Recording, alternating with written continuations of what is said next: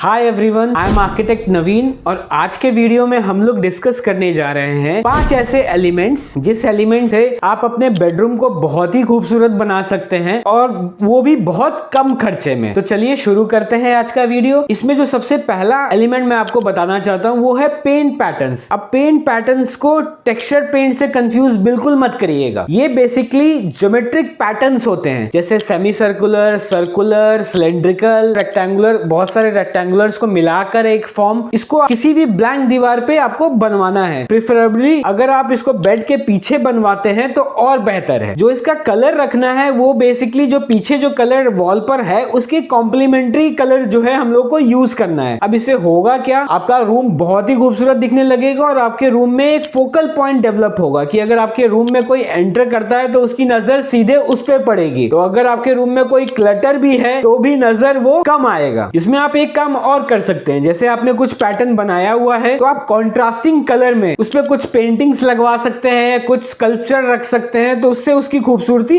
और ज्यादा बढ़ जाएगी। तो इंट्रोड्यूस करिए अपने बेडरूम में पेंट पैटर्न्स को। अब पेंट पैटर्न लगाने से फायदा ये रहेगा कि आपका रूम बहुत हल्का फुल्का रहेगा। जनरली लोग बहुत ज्यादा काम करवाते हैं बेडरूम में, लेकिन जिन लोगों को बहुत हल्का फुल्का, सिंपल, सोबर में कुछ डिजाइन चाहिए और अच्छे डिजाइन चाहिए तो उनको पेंट पैटर्न्स यूज करने चाहिए। अब इसी कैटेगरी में जो दूसरा एलिमेंट है वो है वॉल मोल्डिंग्स। अब वॉल मोल्डिंग्स पे हम लोगों ने ऑलरेडी एक वीडियो बना रखी है, मैं डिस्क्रिप्शन में लिंक प्रोवाइड कर दूंगा, आप वहां पे डिटेल समझ सकते हैं। अब बेसिकली वॉल मोल्डिंग जो है वो बहुत ही ट्रेंडिंग कॉन्सेप्ट है और ये आपके रूम को बड़ा ही विंटेज लुक देता है। अब इसमें अगर आप पेंट पैटर्न्स को भी ऐड करते हैं तो इसकी खूबसूरती और ज्यादा बढ़ जाती है। अब मोल्डिंग्स बहुत सारे मटेरियल्स में अवेलेबल है, लेकिन मैं रिकमेंड करता हूं चारकोल मोल्डिंग, क्योंकि इसकी लाइफ बहुत ज्यादा है और इस पे दोबारा से जो है वो पेंट करवाने की जरूरत नहीं पड़ती है। तो आप अपने स्क्रीन पे देख पा रहे होंगे मोल्डिंग में आप बहुत सारे डिजाइन बना सकते हैं। जो भी डिजाइन आपके रूम को, फर्नीचर साइज को सूट कर रहा है, आप उस डिजाइन को बनवाएं अपने ब्लैंक वॉल पे और आपके वॉल की खूबसूरती बहुत ज्यादा बढ़ जाएगी। और इसको बनवाने में या करवाने में बहुत ज्यादा टाइम भी नहीं लगता है। आप एक पूरे रूम में किसी एक वॉल या 2 वॉल पे मोल्डिंग एक दिन में ही कंप्लीट करवा सकते हैं। तो बहुत कन्वीनियंट है। जिस दिन भी संडे को टाइम मिलता है जाके परचेज करिए और अपनी ब्लैंक वॉल पे कुछ विंटेज लुक लाने का कोशिश करिए। अब इसी कैटेगरी में जो तीसरा एलिमेंट है वो मेरा फेवरेट एलिमेंट है, वो है मिरर्स। अब मिरर्स जनरली अभी भी हमारे डेकोर से बहुत ज्यादा दूर है। जनरली हम लोगों के घरों में मिरर्स जो है वो बाथरूम्स में, बेसिन्स के सामने जो है वो यूज आते हैं, लेकिन अब मिरर्स को रूम के अंदर लाने की कोशिश करिए। अगर आपके रूम में विंडोज नहीं है तब तो आपको जरूर जो है अपने रूम में मिरर्स को रखना चाहिए, क्योंकि वो विंडोज का इल्यूजन क्रिएट करते हैं। लगता है कि आपके रूम में विंडो है। इन केस अगर आपके रूम में लाइटिंग की कमी है या आपका रूम बहुत छोटा है तो उस केस में मिरर एक इल्यूजन क्रिएट करता है कि आपका रूम काफी बड़ा दिखने लगता है मिरर की वजह से, और प्लस आपके रूम की लाइटिंग भी बहुत ज्यादा इंप्रूव होती है। अगर आप इसको बेड के पीछे, बेड के साइड्स में इसको अरेंज करते हैं तो आपको अपना रूम बहुत बड़ा बड़ा दिखेगा और वेल लिट दिखाई देगा। और इसको लगाने का एक फायदा और है, हम सभी के घरों में जो एक रूम होता है उसमें एक बहुत ही खूबसूरत कॉर्नर होता है। तो अगर मिरर को उस कॉर्नर के सामने वाली वॉल पे अगर आप लगाते हैं तो वो सेम कॉर्नर दूसरी तरफ भी नजर आता है, जिससे आपका रूम विजुअली बहुत ही अपीलिंग लगने लगता है। तो कोशिश करिए कि डिफरेंट साइजेस में मिरर्स जो है अपने बेडरूम में इंट्रोड्यूस करें ताकि आपका बेडरूम बहुत बड़ा और बहुत वेल लिट नजर आए। अब इसी कैटेगरी में जो चौथा एलिमेंट है वो है फ्लोटिंग फर्नीचर्स। अब हम लोग जनरली अपने घरों में वार्डरोब्स बनवाते हैं, बेड्स में स्टोरेज का स्पेस बनाते हैं, लेकिन हम कितना भी स्टोरेज स्पेस बना लें स्टोरेज की जगह हमेशा कम पड़ती है। तो बेडरूम में ऐसे फ्लोटिंग फर्नीचर्स लाइए जिसके अंदर आप स्टोर भी कर सकें, वो डेकोरेटिव पर्पस में भी काम आ सके। जैसा कि आप पिक्चर्स में देख पा रहे होंगे, ये ऐसे फर्नीचर्स हैं, छोटे छोटे फर्नीचर्स हैं जिसको आप बेड के नीचे डाल सकते हैं या किसी कॉर्नर में जो है वो रख सकते हैं कि जब जरूरत पड़े तो वो सेटिंग पर्पस से काम आ जाए, और जब जरूरत नहीं है तो आप उसके अंदर जो है बहुत सारा स्टोरेज कर सकें। इससे आपका रूम जो है वो बहुत डीक्लटर्ड दिखेगा, साफ सुथरा दिखेगा। नहीं तो जनरली चादर कोई इधर फेंक रहा है, कंफर्टर उधर फेंक रहा है, बहुत अस्त व्यस्त दिखता है बेडरूम। तो ऐसे छोटे छोटे फ्लोटिंग फर्नीचर अगर आप अपने बेडरूम में रखते हैं, एक तरह से डीक्लटरिंग भी हो जाती है। तो अब से जब भी फर्नीचर लेने जाएं बेडरूम का, कोशिश करिए कि आप फ्लोटिंग फर्नीचर्स खरीदें। अब इसी कैटेगरी में जो अगला एलिमेंट है वो है कलर पैलेट का। जनरली लोग जो बेडरूम में कलर कराते हैं वो एक वॉल को हाइलाइटर वॉल बना दिया, देन बाकी